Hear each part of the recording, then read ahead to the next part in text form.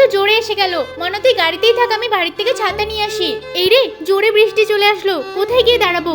গাড়িতে মনে হচ্ছে কেউ নেই। এই বাবু, তুই একটা কাজ কর, গাড়ির ভিতরে উঠে বস, বৃষ্টি থামলে তারপরে চলে যাব। আরে ওই লোকটা আবার কে? আবার আমার গাড়ির কাছে কি করছে? এই শয়তান লোক, আমার গাড়ির কাছে কি করছিস রে? আবার তো ছেলেকে উঠিয়েছিস? নামা বলছি। ম্যাডাম, খুব জোরে বৃষ্টি হচ্ছিল তো এই জন্যই গাড়িতে বসিয়ে দিয়েছিলাম। তাই বলে কি আমার গাড়িতে বসাবি? ভিখারি কোথাকার, গাড়ি জীবনে দেখেনি, আমার গাড়িতে উঠিয়ে দিয়েছে। যা এখান থেকে। বাবু চল, উনি আমাদের গাড়িতে বসতে দেবে না। যাক, বৃষ্টিটা থেমে গেছে। বাবু, তোর বলটা পছন্দ হয়েছে তো? মা ওঠো না, কি হয়েছে তোমার? কথা বলো মা।